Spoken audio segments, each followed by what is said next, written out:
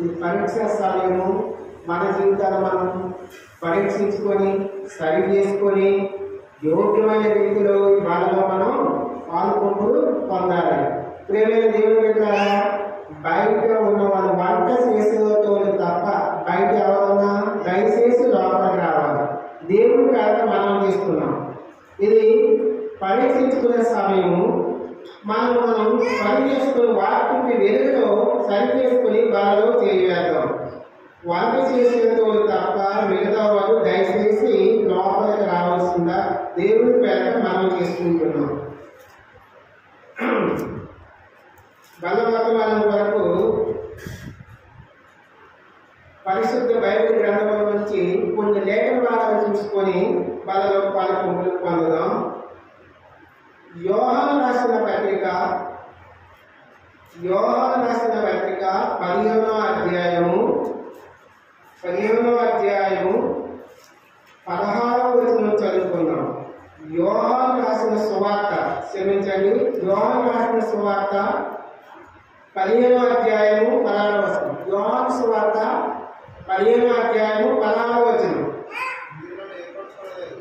మీరు నన్ను ఏర్పరచుకోలేదు, మీరు నా పేరున తండ్రిని ఏమి అడుగుతారో అది మీకు ఆయన అనుగ్రహించినట్లు మీరు వెతికి ఫలించుటకు మీది ఫలం నిలిచియుటకును నేను మిమ్మల్ని ఏర్పరచుకొని నియమించితిని.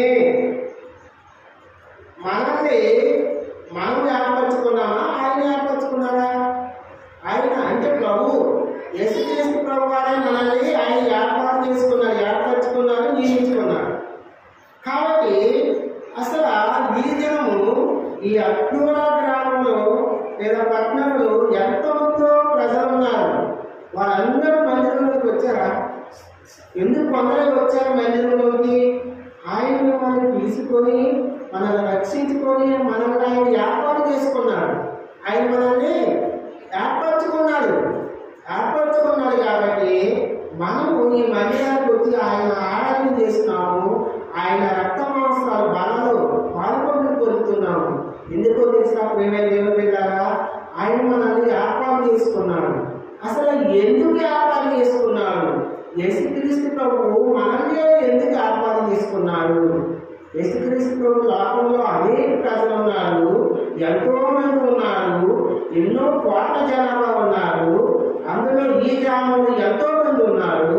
అందులో మనల్ని నన్ను ఎందుకు ఏర్పాటు చేసుకున్నాడు?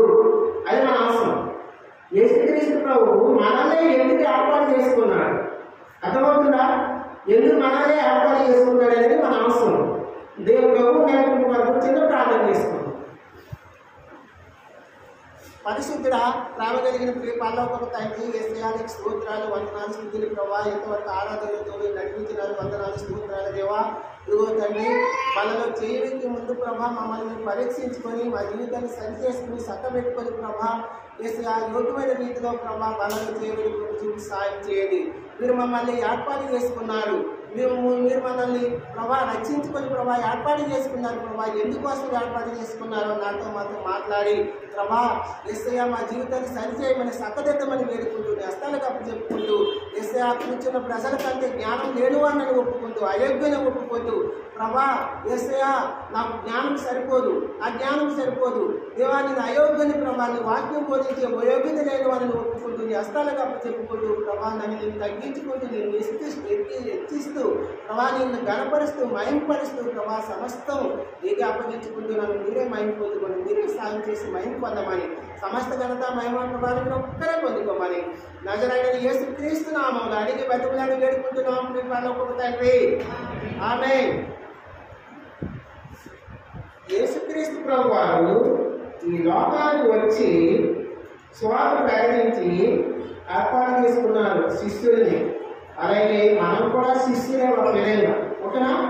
యేసుక్రీస్తు ప్రభువు ఎంతమందిని రక్షించి వాళ్ళందరూ రక్షించబడిన వాళ్ళందరూ శిష్యులే. అలాగే నిన్ను నన్ను ఆయన ఏర్పాటు చేసుకున్నారు, శిష్యులు ఏర్పాటు చేసుకున్నారు. నిన్ను నన్ను ఆయన ఏర్పాటు చేసుకున్నారు. ఎందుకు ఏర్పాటు చేసుకున్నారు? యేసుక్రీస్తు ప్రభువు మనల్నే ఎందుకు ఏర్పాటు చేసుకున్నారు? ఈ లోకంలో, ఈ ప్రపంచంలో సుమారు 850 కోట్ల మంది జనాభా ఉన్నారు. అంతమందిలో కొద్ది మందిని ఎందుకు ఏర్పాటు చేసుకున్నాడు? మన వాక్య సారాంశం, మన అవసరం చూడండి. మొట్టమొదటిగా కొరింథీయులకు రాసిన మొదటి పత్రిక, అపోస్తలుడైన పౌలు కొరింథీయులకు రాసిన మొదటి పత్రిక,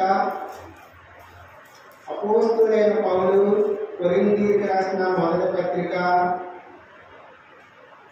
10వ అధ్యాయము 4వ వచనం చదవండి. 10వ అధ్యాయము 4వ వచనం. అందరూ ఆత్మ సంబంధమైన ఒకే పానీయమును భుజించేది, ఎలాగనగా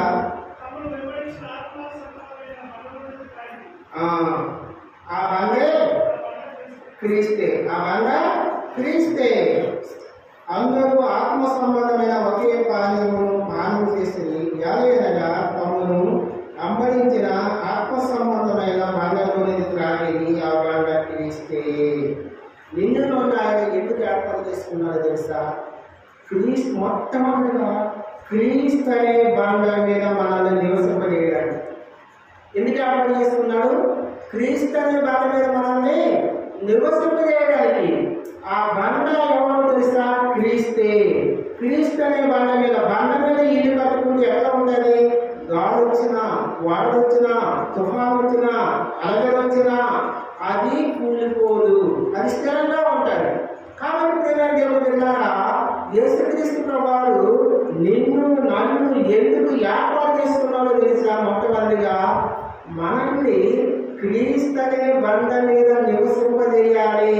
ఆ బండలో మనం నివసిస్తే, ఆ బండపైన మనం నివసిస్తే, మనం తుఫాను వచ్చినా, వరదలు వచ్చినా, ఉపద్రవం వచ్చినా మనం తొలగిపోము. అందుకోసం మనం స్థిరంగా ఉంటాము, కదలక స్థిరంగా ఉంటాము. మనం కదిలిపోకూడదు. మన యాత్రా జీవితంలో అనేక సమస్యలు వస్తాయి. గాలి లాంటి పరిస్థితులు, తుఫాను లాంటి పరిస్థితులు, వరద లాంటి పరిస్థితులు వస్తాయి. ఎన్ని వచ్చినా సరే మనం కదలకుండా స్థిరంగా ఉండాలి. ఆ బండపై మనం నివసింపజేయాలి. నోవాహు దినాల్లో చూడండి, 40 దినాలు ప్రగండమైన వర్షం వచ్చింది. వర్షం వచ్చినప్పుడు వాడలో ఉన్న వాళ్ళు నశించిపోయారా? నశించిపోలేదు. ఎందుకు తెలుసా? ఆ వాడ ఎవరో తెలుసా? యేసుక్రీస్తు ప్రభువారు. ఆయన వాడలో ఉంటే నశించిపోలేదు. తుఫాను వచ్చినా, గాలి వచ్చినా, వరద వచ్చినా నశించిపోలేదు. కాబట్టి ఆ బండ ఎవరో తెలుసా? యేసుక్రీస్తు ప్రభువారే. ఆయనలో మనం నిలిచి ఉంటే, ఆ బండపై మనం నివసించి ఉంటే, మనము ఎలాంటి పరిస్థితులు వచ్చినా మనము ఎటు జారిపోము, ఎటు పడిపోము, స్థిరంగా ఉంటాము. ఆ బండపైన మనల్ని నివసింపజేయడం కోసమే మనల్ని ఆయన ఏర్పాటు చేసుకున్నాడు. ఆయన మనల్ని ఏర్పాటు చేసుకున్నాడు. మీరు ఇసుకలో ఇల్లు కట్టిన ఆయన చూడండి. ఇసుకలో ఇల్లు కడితే ఏముంటుంది? ఎట్లా ఉంటుంది? వరదొస్తే కూలిపోతుంది, గాలి వచ్చినా పడిపోతుంది. చిన్న చిన్న అలగది, చిన్న చిన్న తుఫాను వచ్చినా కూలిపోతుంది. మనం కూలిపోకూడదు, మనం పడిపోకూడదు, మనం నిలబడాలి. ఎలాంటి పరిస్థితులు వచ్చినా మన జీవితంలో, ఎలా తుఫాను లాంటి పరిస్థితులు వచ్చినా, ఎంత ప్రసన్నమైన గాలి వర్షం వచ్చినా సరే మనము నిలవబడాలి. అందుకోసమే ఆయన నిన్ను నన్ను క్రీస్తు అనే బండ పైన నివసింపజేయడానికి ఏర్పాటు చేసుకున్నాడు. ఆ బండపై నివసింపజేయడానికి ఏర్పాటు చేసుకున్నాడు. ఆ బండ యేసుక్రీస్తు ప్రభువారు. ఆయన బండ పైన మనం నివసిస్తే ఎటు దొరికిపోము, ఎటు పడిపోము, ఎటు చల్లాచదరైపోము. స్థిరంగా ఉండడం కోసమే, మనల్ని స్థిరపరచడం కోసమే ఆ బండ పైన మనల్ని నివసింపజేయడానికి ఆయన తీసుకున్నాడు. అర్థమైందా? మొట్టమొదటిగా యేసుక్రీస్తు ప్రభువారు మనల్ని ఎందుకు ఏర్పాటు చేసుకున్నాడు? క్రీస్తు అనే బండ పైన మనల్ని నివసింపజేయాలి. క్రీస్తు అనే బండ పైన మనల్ని నివసింపజేయడానికి ఆయన ఏర్పాటు చేసుకున్నాడు. రెండోది చూద్దాం. మత్తయి సువార్త తీయండి. మత్తయి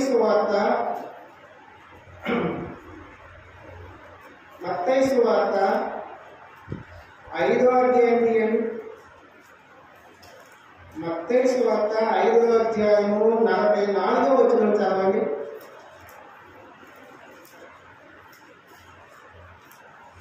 పేజీ నంబరు 6. మత్తయి సువార్త 5వ అధ్యాయము 44వ వచనం. నేను మీతో చెప్పినది ఏమనగా, మీరు పరలోకమందున్న మీ తండ్రికి కుమారులై ఉంటున్నట్లు మీ శత్రువులను ప్రేమించుడి, మిమ్మల్ని హింసించే వారి కొరకు ప్రార్థన చేయుడి. ప్రేమించుడు అంటున్నాడు దేవుడు. అంటే ఏదో తెలుసా, రెండోది ఎందుకు అర్థం చేసుకున్నాడో తెలుసా? క్రీస్తు ప్రభావం మనమే ఎందుకో తెలుసా? రెండోది క్రీస్తు ప్రేమను మనకు పంచడానికి. ఆయన ప్రేమను మనకు పంచడానికి, క్రీస్తు ప్రేమను మనకి పంచడానికి ఆయన ఏర్పాటు చేసుకున్నాడు.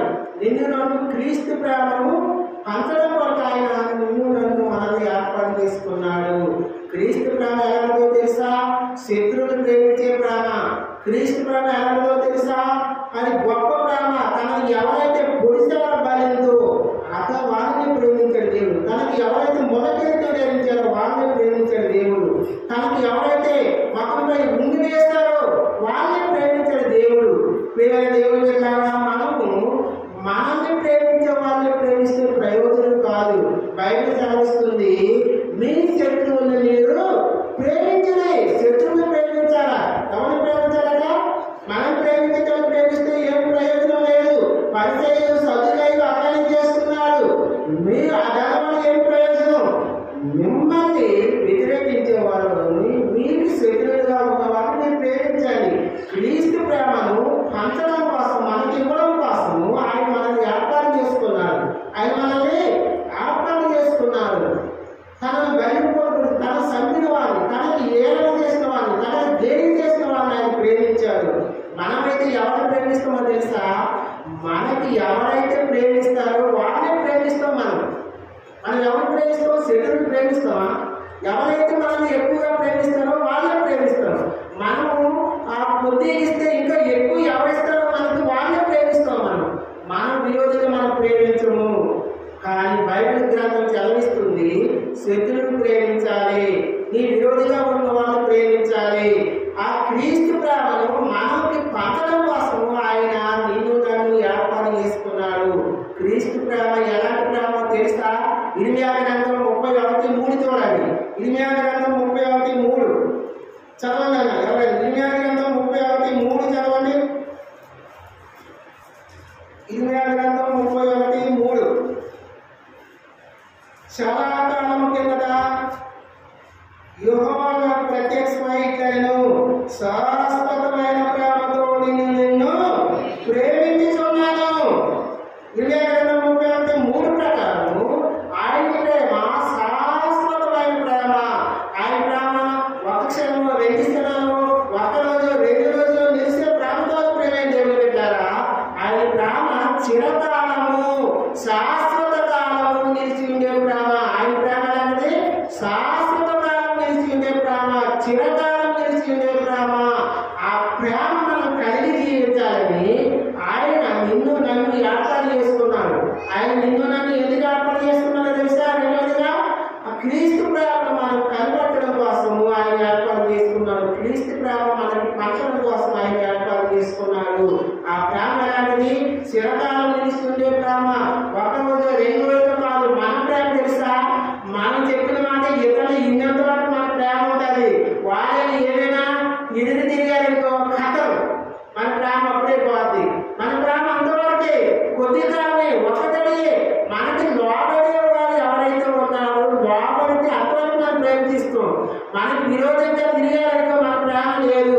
మన ప్రేమ అలాంటిది, ఒక క్షణం, ఒక గడి ఉండే ప్రేమ. క్రీస్తు ప్రేమ అలాంటిది కాదు. దేవుని విన్నారా? ఆయన ప్రేమ శాశ్వత కాలము, స్థిరకాలం నిలిచి ఉండే ప్రేమ. ఎలాంటి ప్రేమ? స్థిరకాలం నిలిచి ఉంటుంది. ఆయన ప్రేమ మనోహరమైన ప్రేమ. ఆయన ప్రేమ గొప్పది. కాబట్టి ఆ ప్రేమను కలిగి మనం జీవించాలని, ఆయన ప్రేమ మనకు చూపించడం కోసము ఆయన యేసుక్రీస్తు ప్రభువు లోకానికి వచ్చి తను మన కోసము కలవరి చెరువులో తన ప్రాణాలను పెట్టి రక్తం సిందించి మనల్ని రక్షించుకొని మనల్ని ఏర్పాటు చేసుకున్నాడు. కాబట్టి క్రీస్తు ప్రేమ కలిగి మనం జీవించాలి. క్రీస్తు ప్రేమ కలిగి జీవించడం అంటే మన శత్రువుల్ని, మనకు విరోధులు అని మనం ప్రేమించాలి. మనము ప్రేమ కలిగి జీవించాలి. కాబట్టి అందుకోసం కోసం ఆయన మనల్ని ఏర్పాటు చేసుకున్నాడు. మొట్టమొదటిగా యేసుక్రీస్తు ప్రభు వారి లోకానికి వచ్చి మనల్ని ఎందుకు ఏర్పాటు చేసుకున్నాడంటే క్రీస్తు అనే బండపైన మనల్ని నివసింపజేయడానికి, క్రీస్తు అనే బండపైన మనల్ని నివసింపజేయడానికి. ఆ బండపైన మనం నివసిస్తే ఏ ఉపద్రవం వచ్చినా ఉగ్రత వచ్చినా మనం జారిపోము, పడిపోము, స్థిరంగా ఉంటాము, శాంతంగా ఉంటాము. అందుకోసమే ఏర్పాటు చేసుకున్నాడు. రెండవది క్రీస్తు ప్రేమ మనకు పంటల కోసం ఆయన ఏర్పాటు చేసుకున్నాడు. ఆ ప్రేమ స్థిరకాలం నిలిచిందే ప్రేమ, ఆ ప్రేమ శాశ్వతమైన ప్రేమ. ఆ ప్రేమ ఇవ్వడం కోసం మనల్ని ఆయన ఏర్పాటు చేసుకున్నాడు. మూడవది చూద్దాం, అపోస్తుల కార్యాలు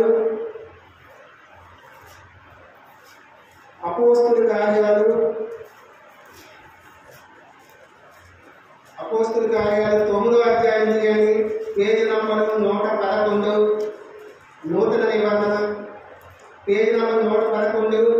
అపోస్తుల కార్యాలు 9వ అధ్యాయము 6వ వచనం చదవండి.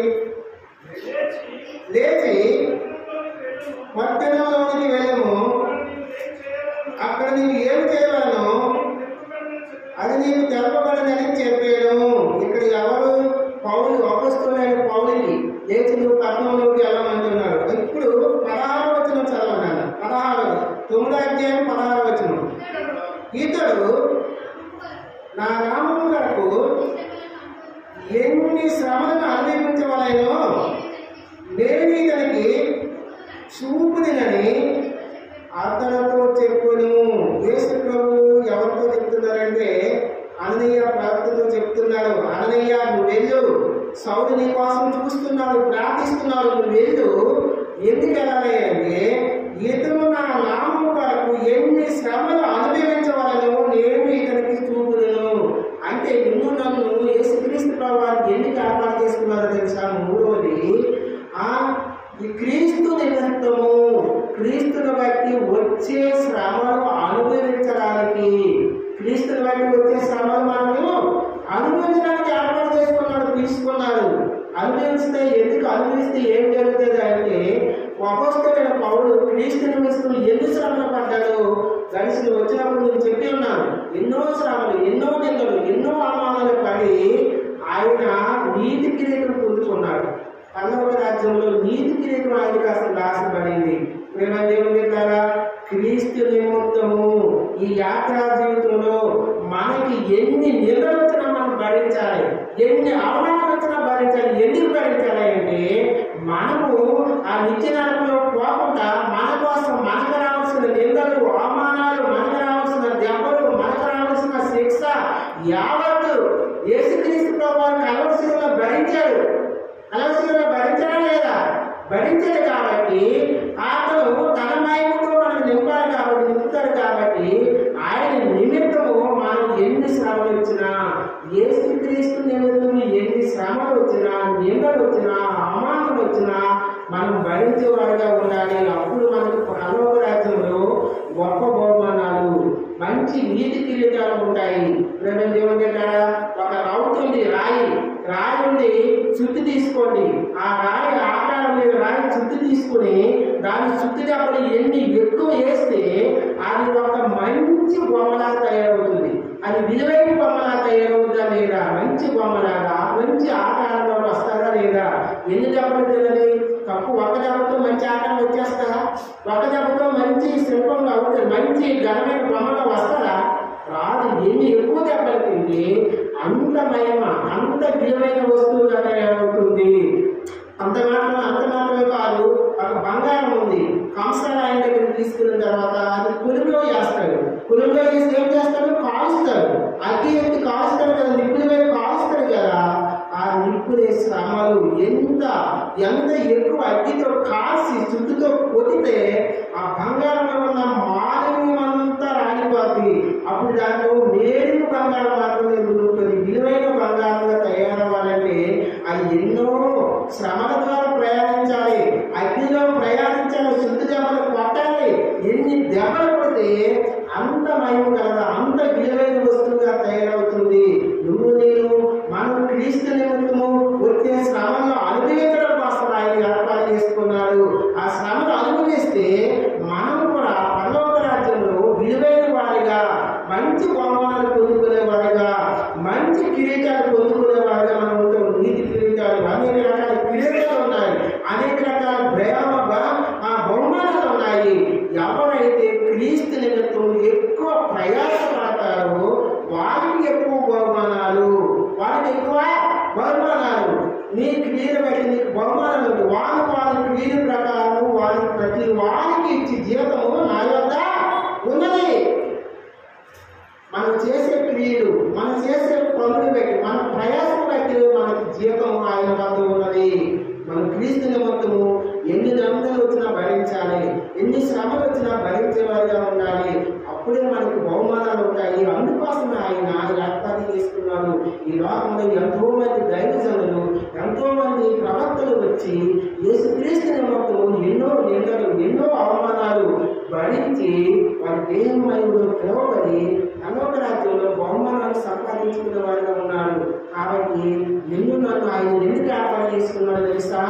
ఎందుకు తెలుసా? క్రీస్తు నిమిత్తము నిందలు వస్తాయి, రాక మానదు, అవమానం వస్తాయి, రాక మానదు. యాత్రా జీవితం అయితే నిందలు, అవమానాలు, ఉగ్రతలు వస్తాయి, కష్టాలు వస్తాయి, నష్టాలు వస్తాయి, బాధలు వస్తాయి. వాటిని క్రీస్తు నిమిత్తం భరిస్తే పరలోక రాజ్యంలో నీకు బహుమానాలు ఉంటాయి. అందుకోసమే ఏర్పాటు చేసుకున్నాడు దేవుడు నిన్ను నన్ను. మొట్టమొదటిగా క్రీస్తు ప్రభువారి లోకానికి వచ్చి నన్ను ఎందుకు ఏర్పాటు చేసుకున్నాడో తెలుసా? ఎందుకు ఏర్పాటు చేసుకున్నాడు? క్రీస్తు అనే బండపైన మనల్ని నివసింపజేయడానికి ఏర్పాటు చేసుకున్నాడు. రెండోది క్రీస్తు ప్రేమను మనకు పంచడానికి ఏర్పాటు చేసుకున్నాడు. మూడోదిగా ఆ క్రీస్తు నిమిత్తం వచ్చే శ్రమను మనం అనుభవించడానికి మనల్ని ఏర్పాటు చేసుకున్నాడు. క్రీస్తు నిమిత్తం వచ్చే శ్రమను మనం అనుభవించడానికి ఆయన మనల్ని ఏర్పాటు చేసుకున్నాడు. మూడో చోదం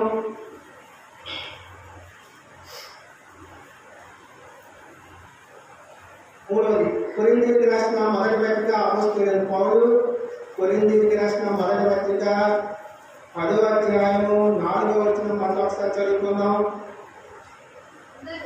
అందరూ ఆత్మ సంబంధమైన ఒకే పానీయమును పానము చేసేది యాదనగా మమ్మను వెంబడించిన ఆత్మ సంబంధమైన బండలోనికి రానిది ఆ బండే క్రీస్తు. అంటే మనల్ని 4 రోజులుగా దేవుడు ఎందుకు ఏర్పాటు చేసుకున్నారో తెలుసా? ఎందుకు పెంచుకున్నారో తెలుసా? మనల్ని దేవుడు ఆత్మ సంబంధులుగా ఉండడానికి, ఏ సంబంధులుగా ఉండడానికి? ఆత్మ సంబంధులుగా ఉండడానికి మనకి ఏర్పాటు చేసుకున్నాడు దేవుడు. ఆత్మ సంబంధులు. మనం ఏ సంబంధులుగా ఉన్నాము? మనము శరీర సంబంధులుగా ఉన్నాము. మనం ఏ సంబంధులుగా ఉన్నాము?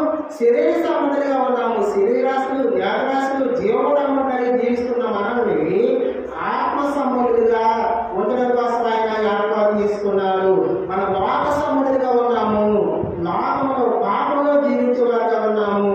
ఆ పాపము తీసివేసి పవిత్రపరిచి పరిశుద్ధపరిచి మనల్ని ఆయన పరిశుద్ధపరిచి పవిత్రపరిచి మన పాపాలకు క్షమించి విమోచన విడుదల ఇచ్చి మనల్ని ఆత్మ సంబంధులుగా అంటే పరలోక సంబంధులుగా ఉంచడం కోసం ఆయన మనల్ని ఏర్పాటు చేసుకున్నారు. ఆత్మ సంబంధులుగా ఉండడం కోసం ఏర్పాటు చేసుకున్నారు. మనం ఇంతవరకు లోక సంబంధులుగా జీవించామేమో, లోకంలో పాపంలో శరీరాశులు, వ్యాధరాశులు, జీవనంలో కలిగి జీవించామేమో, అవన్నీ తీసివేసి ఆయన రక్తం ద్వారా పవిత్రపరిచి పరిశుద్ధపరిచి మనల్ని పాపం ద్వారా విమోచన విడుదల కలిసి ఆత్మ సంబంధులుగా పరలోక రాజ్య సంబంధులుగా ఉండడం కోసం ఆయన ఏర్పాటు చేసుకున్నారు. పరలోక రాజ్య సంబంధులుగా మనం ఉండాలని ఆయన మన కోసం తన ప్రాణాన్ని పరంగా పెట్టాడు. ఆత్మ సంబంధులుగా మనం ఉండాలని మన కోసం తన ప్రాణాన్ని పెట్టాడు యేసుక్రీస్తు ప్రభువారు. అందుకే నిన్ను ఏర్పాటు చేసుకున్నాడు. అందుకే ఆయన ఎంతో మంది లోకంలో ఎన్నో ప్రజలు, ఎన్నో కోట్ల మంది ఉన్నారు. నిన్ను నన్ను ఎందుకు ఏర్పాటు చేసుకున్నాడో తెలుసా?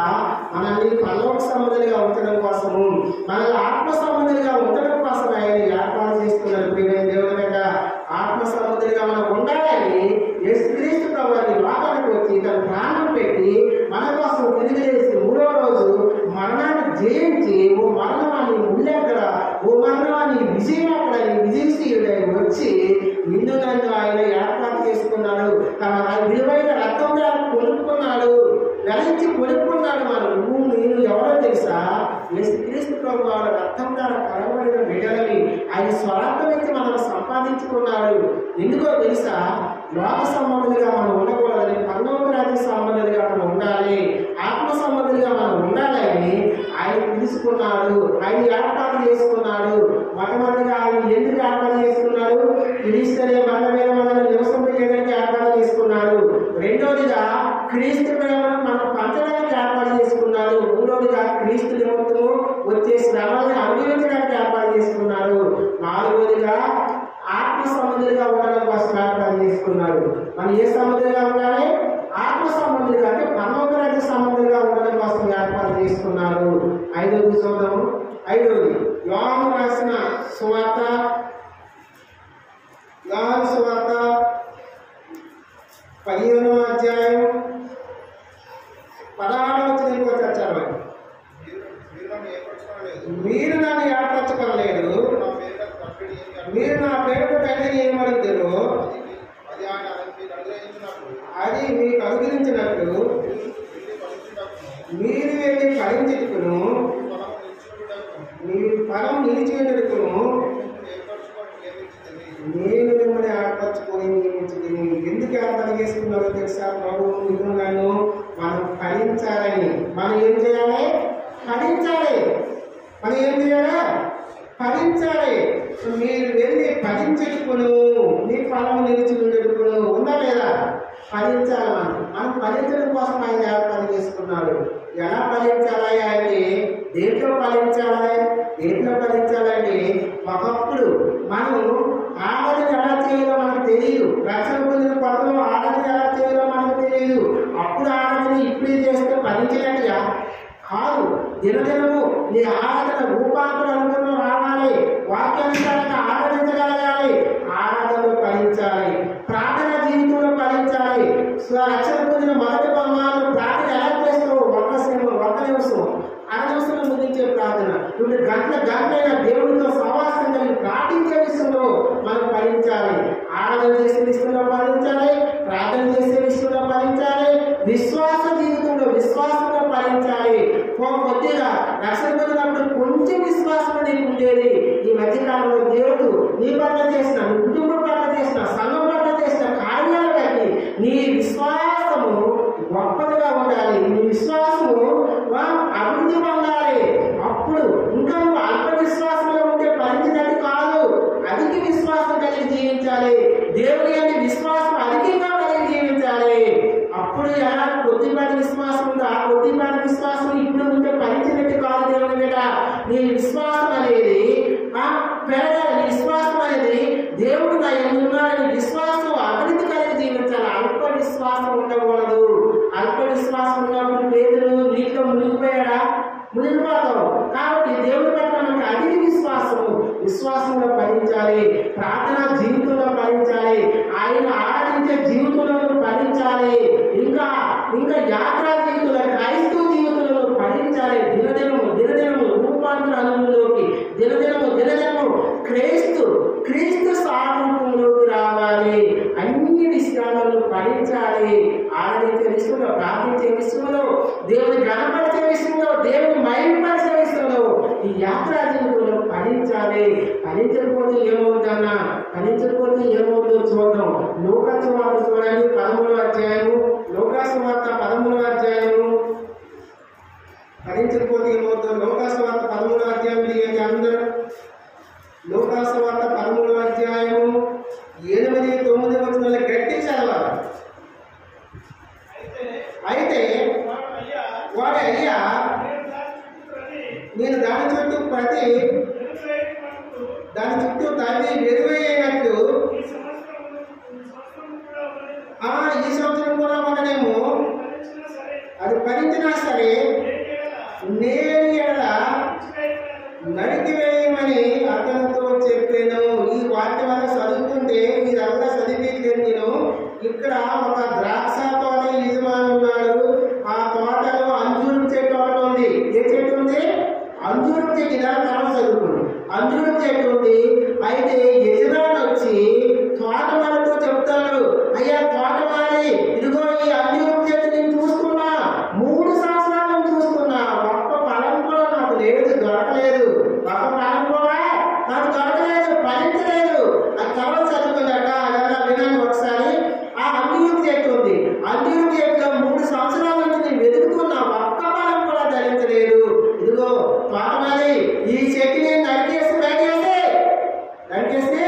బయట వేసి అన్నాడు. అప్పుడు తోట యజమాని యజమాని బతిమాలి అనుకుంటున్నాడు. అయ్యా యజమాని, ఈ సంవత్సరం చూద్దాం, ఈ సంవత్సరం నేను దానికి ఎరువు వేస్తాను, దానికి నీరు కడతాను, దానికి నీరు వాక్యం అనే నీరు వేస్తా, వాక్యం అనే ఎరువు వేస్తా. అప్పుడు కూడా ఫలించలేదనుకో, అప్పుడు నువ్వు నరికేసి, అప్పుడు నువ్వు తీసేసి బయట పాడేసి అప్పుడు నువ్వు అగ్ని వేసి కాల్చివేయి అంటున్నాడు. దేవుడి దగ్గర మనము నిన్ను నన్ను దేవుడు ఈ దినం సజీవ లెక్కలు ఎందుకు ఉంచాడో తెలుసా? నా బిడ్డ, నా రక్తం చేసి కలగబడిన బిడ్డ ఈ సంవత్సరమైనా ఫలిస్తాడు, ఈ సంవత్సరమైనా మంచి ఫలాలు ఇస్తాడు, ఆరు ద్రాక్షలు కాకుండా మంచి ద్రాక్షలు కాస్తాడేమో చూస్తున్నాడు. ఆయన మన కోసం చూస్తున్నాడు. నా కుమార్తె, నా రక్తం చేత కలగబడిన కుమార్తె ఈ సంవత్సరమైనా మంచి ఫలాలు ఇస్తుంది, మంచి కాయలు కాస్తుంది, మంచి ఫలాలు ఇస్తాడని ఎదురు చూస్తున్నాడు. ఈ సంవత్సరం కూడా ఫలించకపోతే ఆ తోటలో అంజూరం చెట్టు ఎలాగైతే నడకబడుతుందో అలాగే మనం నరికి ఆ పనులకు నిత్య అగ్నిలో కాల్చి వేయడానికి సిద్ధంగా ఉంటారు. కాబట్టి మనల్ని నిత్య నరకం నుంచి తప్పించడం కోసం సజీవ లెక్కలో ఉంచాడు. ఎందుకో తెలుసా? మనం ఫలించాలి, ఫలించి ఆ పరలోక రాజ్యంలో మనం ఉండాలని ఆయన నిన్ను నన్ను సజీవ లెక్కలో ఉంచుతున్నాడు. ప్రేమ దేవుడి దగ్గర ఈ సంవత్సరమైనా మనం ఫలిస్తామని ఆశపడుతున్నాడు. ఆయన చూస్తున్నాడు, ఎదురు చూస్తున్నాడు. ఆ ఆదాము చూడండి, దేవుడి ఉద్దేశం ఏంటో తెలుసా? నిన్ను నన్ను సృష్టించిన ఏర్పాటు చేసుకున్న ఆదికాండం 1:28 చూడండి ఒకసారి. ఆదికాండం 1:28 మనం చూద్దాం. ఆదికాండం 1:28 గట్టి చదవండి అన్న అక్క, గట్టి చదవాలి. దేవుడు వాడిని ఆశీర్వదించను ఎట్లనగా మీరు ఫలించి అభివృద్ధి పొంది విస్తరించి భూమి నిండించి దాన్ని లోపరుచుకుని. అది దేవుడు అసలు ఉద్దేశం ఏంటో తెలుసా? మానవుడు ఎందుకు సృష్టించాడో తెలుసా? ఆదాము అవని సృష్టించి ఏదైనా దాంట్లో దేవుడు పెట్టాడు. పెట్టిన తర్వాత వాళ్ళు ఆశీర్వదించాడు. వాళ్ళు ఏం చేశారమ్మా? ఆశీర్వదించిన తర్వాత దేవుడు చెప్తాడు, దేవుడు వారిని ఆశీర్వదించి ఎట్లనగా మీరు ఫలించి అభివృద్ధి పొంది విస్తరించి భూమిని నింపాలి. మీరు ఫలించాలి, అభివృద్ధి చెందాలి, విస్తరించాలి, భూమిని నింపాలి, భూమి ఆడాలి. అది దేవుని అసలు ఉద్దేశం. నిన్ను నన్ను ఎందుకు పుట్టించాడో తెలుసా? మనం ఫలించాలి, అభివృద్ధి పొందాలి, విస్తరించాలి, భూమిని నింపాలి, దాన్ని ఆడాలి. అది దేవుని అసలు ఉద్దేశం. ఆదాము ఏం చేశాడో ఫలించమని తెలుసా? ఆదాము దేవుని ఆజ్ఞ అడిగి మీరాడు, ఫలించలేదు. ఆదాము ఫలించలేదు. ఆ అంజూరపు చెట్టు ఒకసారి యేసుక్రీస్తు ప్రభువు శిష్యుల మార్గంలో నడిచినప్పుడు, ఆకలేసినప్పుడు యేసుక్రీస్తు ప్రభువు అంజూరపు చెట్టు దగ్గరికి వెళ్ళినప్పుడు దాంట్లో ఒక్క పഴం కూడా దొరకలేదు. లేకపోతే శపించాడు. దేవుడు శపిస్తే చెట్టు ఏమైంది? ఎండిపోయిన చెట్టు. ఆ ఎండిపోయిన చెట్టు ఎవరో తెలుసా? ఈ ఆదామే. ఆదాములో ఫలాలు లేవు, ఎండిపోయాడు, ఫలించలేదు. దేవుడి ఉద్దేశం ఏదో తెలుసా? మనం ఫలించాలి. ఆదాము ఏదో ఎందుకు పెట్టాడో తెలుసా? నువ్వు ఫలించి అభివృద్ధి పొంది విస్తరించి భూమిని నిండించి భూమిని ఏడాలి. కానీ ఆదాము పాపం చేసి, తప్పు చేసి దేవుడు ఆజ్ఞ అధిగమించి ఏదైనా తోటలోకి బయటకు నెట్టివేయబడ్డాడు. ఫలించిన చెట్టు, ఆ ఫలించిన చెట్టు ఆదాము. దేవుని దగ్గర దేవుడి ఉద్దేశం ఏంటో తెలుసా? నువ్వు నేను ఫలించాలి, అభివృద్ధి పొందాలి. అది దేవుడి ఉద్దేశం. అందుకే ఏర్పాటు చేసుకున్నాడు. ఫలించకపోతే తోటమాలి ఏం చేస్తాడు? వ్యవసాయం చేసినప్పుడు ఆ తోటమాలి ఫలించిన మొక్కలు ఏం చేస్తాడు? పీకేసి బయట పెట్టి ఎండబెట్టి నిప్పేసి కాలు చేస్తాడు. మన పరిస్థితి కూడా అంతే. ఒకవేళ దినం మనం యాత్రా జీవితంలో సజీవులుగా ఉన్నప్పుడు, అంటే ఈ లోకంలో యాత్రా జీవితం ముగియక ముందే మనం ఫలించేవాడుగా ఉంటే ఆ నిత్య నరకం నుంచి తప్పించబడి పల్లవ రాజ్యంలో ఉంటాము. ఫలించలేదనుకో మనం కూడా బయట ఎక్కువైపడతాము, అగ్నితో కాల్చబడతాము. అందుకే ఈ దినం నిన్ను నన్ను సజీవ యాత్రలో దేవుడు ఎందుకు వచ్చాడో తెలుసా? నా బిడ్డ ఈ సంవత్సరం ఫలిస్తారేమో చూస్తా. నేను ఎరువు వేస్తా, వాక్యం అనేది ఎరువు వేస్తా. నేను నీరు పోస్తా, ఆ నీరు ఏంటో తెలుసా? వాక్యం అనేది నీరు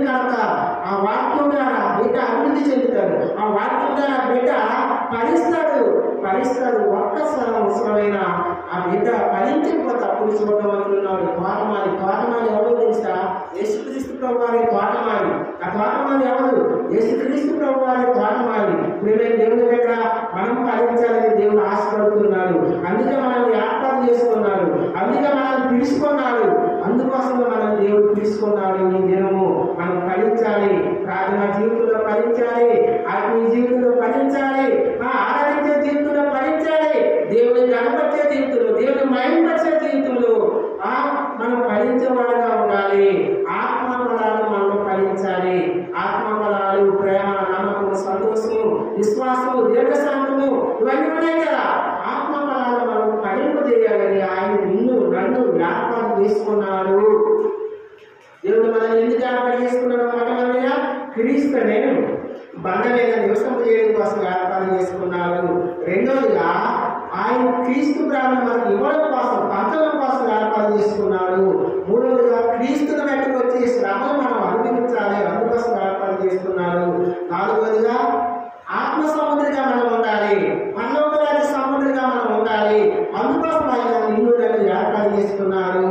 ఐదవదిగా మనం ఫలించాలి, మనం ఫలించాలని ఆయన ఏర్పాటు చేసుకున్నాడు. ప్రేమ దేవుని ద్వారా మనం ఫలించాలి, మన జీవితంలో ఫలించాలని, ఫలించకపోతే నిత్యనాశనం ఉంటుందని దేవుని వాక్యం బయటకు చదువుతుంది. నామాల్లో కాదు, ఫలిస్తే అక్కడ చూద్దాం. మత్తయి సువార్త 7:21 చూడండి. నామాన్ని కాదు, బైబిల్లో ఉన్న బైబిల్ గ్రంథంలో ఉన్న మాటలు. మత్తయి సువార్త 7:21 చదవండి. ఎవరైనా బిగ్గరగా చదవండి. మత్తయి సువార్త 7:21 ఒక్క నిమిషం అన్న. 7వ అధ్యాయం కదా, 7వ అధ్యాయం 20 చదవన్నా.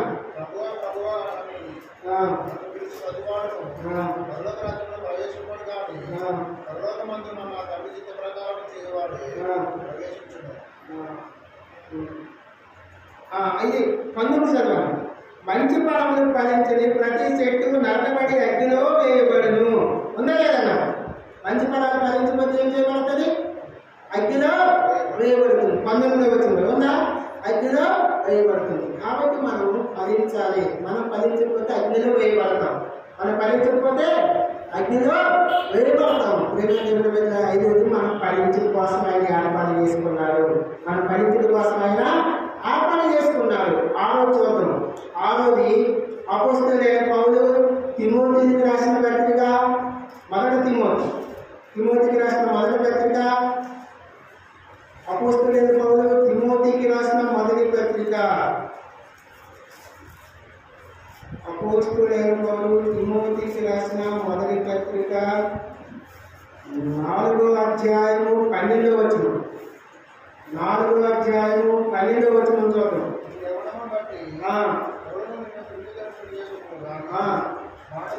మాటలోను, ప్రవర్తనలోను, ప్రేమలోను, విశ్వాసంలోను, పవిత్రతలోను విశ్వాసులకు మాదిరిగా ఉండము.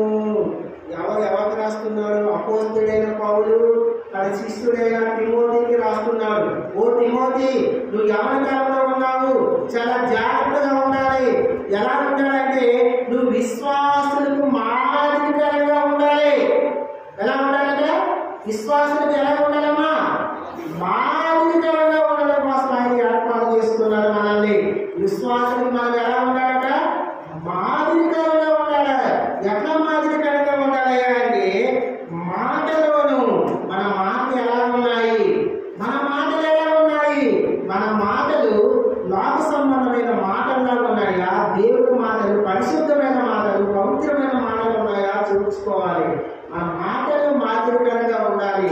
మనము లోక సంబంధమైన కోటిక మాటలు మాట్లాడకూడదు. మనము ఇతరులు దేశించే మాటలు మాట్లాడకూడదు. మనము ఇతరులు ఎక్కిరించే మాటలు మనం మాట్లాడకూడదు. మన ఇతరులకి కేర్ చేసే మాటలు మనం మాట్లాడకూడదు. మన మాటలు అవునంటే అవును, కాదంటే కాదులా ఉండాలి. మన మాటలు సరిగ్గా ఉండాలి. మన మాటలు పరిశుద్ధమైన మాటలు ఉండాలి. మన మాటలు పవిత్రమైన మాటలు ఉండాలి.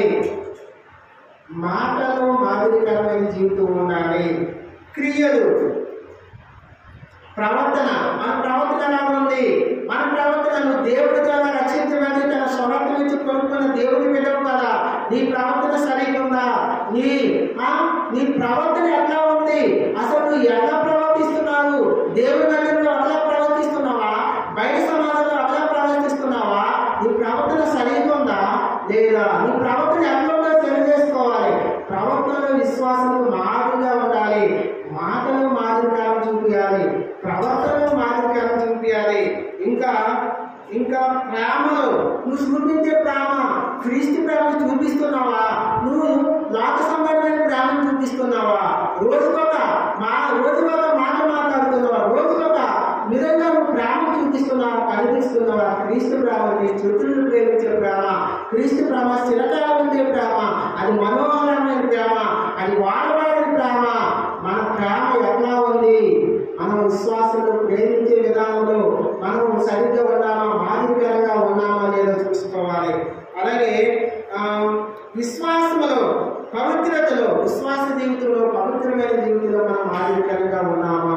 ప్రియమైన దేవుని ద్వారా యేసుక్రీస్తు ప్రభువు లోకానికి వచ్చి నన్ను ఎందుకు ఏర్పాటు చేసుకున్నారంటే విశ్వాసులకు మాదిరికరంగా ఉండాలి. ఓ తిమోతి, నీ జీవితంలో ఎవరి జీవితంలో మాదిరికరమైన జీవితం చూపించాలి. నువ్వు ఎవరి కాలంలో మాదిరికరంగా ఉండాలి. మనం ఎలా ఉండాలో తెలుసా? అలా నన్ను చూడు, దేవుడి బిడ్డ అంటే అలా ఉండాలి. అతను దేవుడి బిడ్డ, దేవుడు నమ్ముకుంటే ఎంత బాగా ఉంటాడా? అలా చూడు, మందిరంలో ఎంత చక్కగా ఉంటుంది, ఎంత ప్రవర్తన, తన మాటలు ఎంత పరిశుద్ధంగా ఉంటాయో, తన మాటలు ఎంత దేవుని మాటలు, పరిశుద్ధమైన మాటలు, ఎంత మాటలు బాగుందో అని చెప్పుకోవాలి. అట్లా ఉండాలి మాదిరికరమైన జీవితం అంటే. మాదిరికరమైన జీవితం అంటే మన భార్య భర్తలు చూడు ఎంత భయభక్తులు కలిగి దేవుని భయభక్తి కలిగి నివసిస్తారో, ఎంత భయభక్తులు కలిగి జీవిస్తారో. అది దేవుని పిల్లలంటే అలా ఉంటారా అని మనలో చూసి కొంత మారాలి. అది మాదిరికరమైన జీవితం అంటే, అది మాదిరికరమైన జీవితం అంటే. అట్లా కాకుండా మన అత్త చూడు, ఆమె దేవుని పెట్టాట, ఆమె దేవుని పెట్టే దేవుడిగా జీవిస్తుంది, జీవించా జీవిస్తే దేవుని పెట్టారా? మాదిరికరమైన జీవితమా? మన అన్న చూడు, దేవుని పెట్టంట, దేవుని పెట్టాలి. లోక సంబంధమైన ఆచారాలు, లోక సంబంధమైన ఎవరు జీవిస్తున్నారే? మాదిరికరమైన జీవితమా? నువ్వేం దేవుని పెట్టాలా? విశ్వాసకు మాదిరికరంగా ఉండాలి. మన ప్రవర్తన, మన చూపు, మన ఆలోచన, మన క్రియలు, మనం చేసే పనులు మాదిరికరంగా ఉండాలి. అలాగంటే దేవుడి మీద ఆయన ఖచ్చితంగా ఉంటాడు. ఆయన అబద్ధం ఆడు, ఆయన మోసం చేయడు, ఆయన ఏమి చేయడు, ఆయన ఎడతాడు చేయడు, ఆయన ఇతరులు దూషించడు, ఆయన ఇతరులే అగౌరవపరచడు. మాదిరికరంగా ఉందా నీ మాట కానీ ఆలోచన ప్రవర్తన కానీ ఎట్లా ఉంది దేవుని బిడ్డ? దేవుడు నిన్ను నన్ను రక్తం వచ్చి కొనుక్కున్నాడు. ఎందుకు తెలుసా? విశ్వాసం మనం మాదిరికరంగా ఉండాలి. మనం మాదిరికరమైన జీవితం చూపించాలి. మనం నడిచే నడకను బట్టి, మన క్రియను బట్టి అనేకులు దేవుని బిడ్డలకి ఇలా ఉంటారా అనుకోవాలి.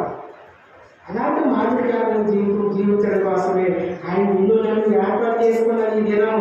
ఆయన మన కోసం ప్రాణం కనడం పెట్టి తన రక్తం వచ్చి కొనుక్కున్నాడు. ఎందుకో తెలుసా? విశ్వాసులకు మాదిరికరమైన జీవితం జీవించాలి, విశ్వాసులకు మాదిరికరంగా మనం ఉండాలని ఆయన నిన్ను నన్ను ఏర్పాటు చేసుకున్న దేవుని యొక్క అలా జీవించాలి మనం. అందుకోసమే దేవుడు ఏర్పాటు చేసుకున్నాడు.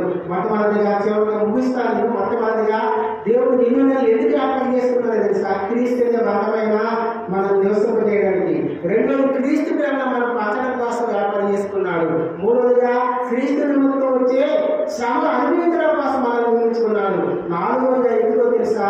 ఆత్మ సముద్రంగా మనం ఉండడం కోసం నియమించుకున్నాడు. ఐదవది మనల్ని ఫలించాలి. మనం ఫలించకపోతే ఏం కష్టాలు చూసినాం. మనం ఫలించడం కోసం ఆయన నిన్ను నన్ను ఏర్పాటు చేసుకున్నాడు. ఆరుగా విశ్వాసం మాదిరికరమైన జీవితం ఉండడం కోసం నిన్ను నన్ను ఆయన ఏర్పాటు చేసుకున్నాడు. చిన్న ఒక వాక్యం చదువుకుని మనం ముగించుకోవడం దేవుని ద్వారా మత్తయి సువార్త తీయండి 25వ అధ్యాయం. సమయం కూడా ఎక్కువైంది. నాకు ఇచ్చిన సమయం నేను అర్జెంట్ పని మీద వెళ్ళవలసి ఉంది. దేవుని పని మీద. మత్తయి సువార్త 25వ అధ్యాయము 6వ వచనం మనం దగ్గరగా చదవండి. 25వ అధ్యాయము 6వ వచనం.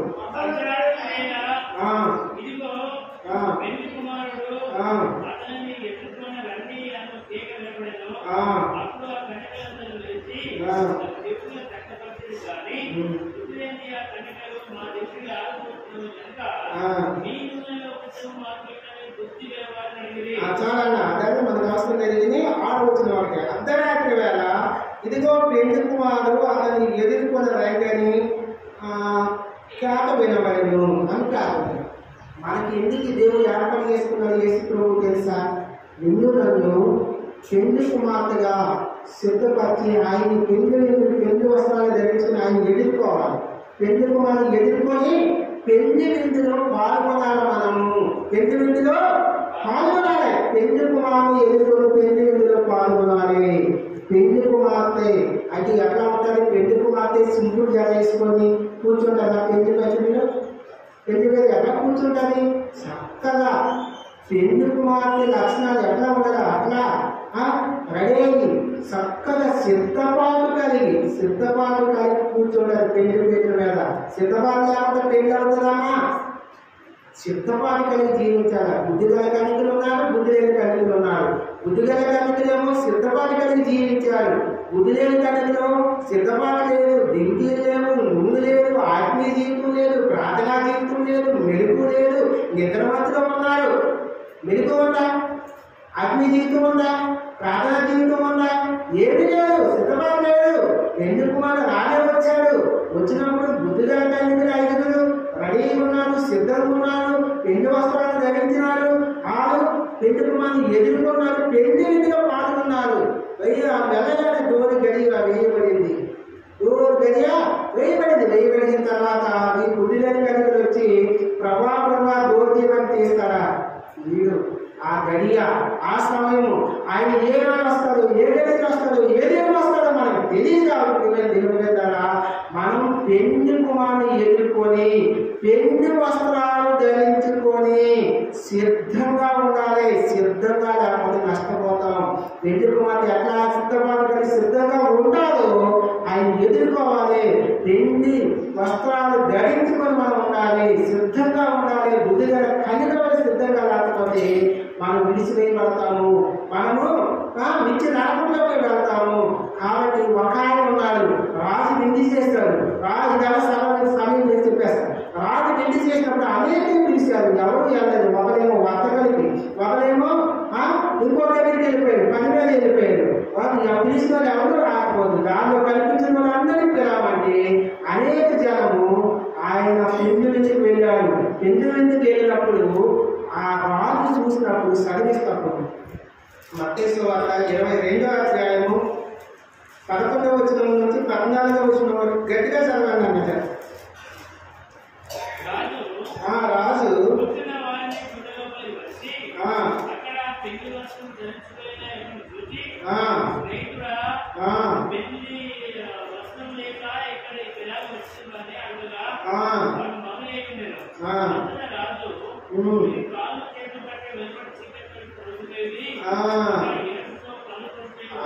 అదే అన్న రాజేమో పెళ్లి చేసుకున్నాడు, అనేక వెళ్ళాడు. ఒక్కాయని చూశాడు, ఒక్కాయని పెళ్లి వస్త్రాలు అన్నాయా? లేకపోతే ఏమన్నాడు? స్నేహితుడా పెళ్లి వస్త్రాలు ఇక్కడ ఎలా వస్తావు? ఎలా వచ్చావు? పెళ్లి వ్యక్తిలో పాల్గొనడానికి పెళ్లి వస్త్రాలు ఉన్నాయా అంటే సిద్ధపాటు గారి జీవించావా? పెళ్లి వస్త్రాలు ఆడబిడ్డలు ధరిస్తారా? సిద్ధపాటు గారి పెళ్లి చేసుకున్నానికి పెళ్లి చేసుకునే వాళ్ళే సిద్ధపాటు గారి పెళ్లి వస్త్రాలు ధరిస్తారు. పెళ్లి చేసుకోవడం అండి. మనం సిద్ధపాటు గారి ఎవరైతే ఆయన రక్తం ద్వారా బాప్తీసం రక్షణ మార్గదర్శనం బాప్తీసం పొందారో వాళ్ళు సిద్ధపాటు గారికి పెళ్లి వస్త్రాలు ధరించుకున్నారని యోగ్యులు. వాళ్ళు పెళ్లి వస్త్రాలు ధరించి సిద్ధపాటు గారికి జీవిస్తున్న పెళ్లి విధిలో పాల్గొంటుంటాయి. కాబట్టి బుద్ధిగా గారికి పెళ్లి వస్త్రాలు ధరించి సిద్ధంగా ఉన్నారు. కాబట్టి నువ్వు నేను కూడా సిద్ధంగా ఉండాలి. సిద్ధం కాకపోతే ఈ వ్యక్తికి ఏమైంది? చీకటిగా గదిలో వేయబడ్డారు. ఏ గదిలో? చీకటి గదిలో వేసి అక్కడ ఏముంటుంది? పన్ను పొందుతా ఏడుపులే. కాబట్టి మనం సిద్ధపాటు కలిగి జీవించాలి. అందుకోసం నిన్ను ఆయన ఏర్పాటు చేసుకున్నాడు. అందుకోసం ఆయన నిన్ను ఏర్పాటు చేసుకున్నాడు. ఆయన ఎందుకు ఏర్పాటు చేసుకున్నాడు తెలుసా? ఈ లోకంలోకి వచ్చి తన ప్రాణం పెట్టి రక్తం కాచి తిరిగి లేచి మూడోది లేచినాడు, మనల్ని ఏర్పాటు చేసుకున్నాడు. ఎంతో వాకుని ఎన్నో కోటలు నిన్నులని ఎందుకు ఏర్పాటు చేసుకున్నాడు అంటే మొట్టమొదటిగా క్రీస్తు అనే బండ పైన నివసపోయడానికి ఏర్పాటు చేసుకున్నాడు. రెండోదిగా క్రీస్తు ప్రేమను మనల్ని పంచడానికి ఏర్పాటు చేసుకున్నాడు. మూడోది క్రీస్తు బయటకు వచ్చే శ్రమలు అనుభవించడం కోసం ఏర్పాటు చేసుకున్నాడు. నాలుగోదిగా మనం ఆత్మ సంబంధిగా ఉండడం కోసం ఏర్పాటు చేసుకున్నాడు. ఐదోదిగా మనం ఫలించడం కోసం ఏర్పాటు చేసుకున్నాడు. ఆరోదిగా మనం ఫలించడం కోసం. ఆరోదిగా విశ్వాసులకు మాదిరికరంగా ఉండడం కోసం ఏర్పాటు చేసుకున్నాడు. ఏడోదిగా పెళ్లి కుమారుని ఎదుర్కొని పెళ్లి వస్త్రాలు ధరించుకొని పెళ్లి విధిలో పాల్గొనడం కోసం భగవానికి దేవున పల్లవ రాజ్యంలో పెళ్లి విధి జరుగుతుంది. ఆ విధిలో మనం పాల్గొనాలి అంటే సిద్ధపడిన జీవించడం కోసం నిన్నులను ఏర్పాటు చేసుకున్నారు. అందుకోసం దేవుడు నిన్నులను ఏర్పాటు చేసుకున్నారు. లేదా దేవుడిగా నువ్వు ఇలా మనం జీవిస్తున్నామా, మనం విశ్వాసం మాదిరికరంగా ఉన్నామా, మన క్రీస్తు ప్రేమ పంచేవారిగా ఉన్నామా, మన క్రీస్తు వాళ్ళగా నివసిస్తున్నామా, లేక లోక సంబంధమైన ఇసుకలో జీవిస్తున్నామా చూసుకోవాలి. మనం సరి చేసుకోవాలి. మనం ఫలిస్తున్నామా, మన జీవితంలో ఫలిస్తున్నామా లేదా మనం సరి చేసుకొని రోగులైన వీటిలో బలం చేయాలి. దేవుడు చిన్న వారిని కొద్ది వారిని దీవించిన కాక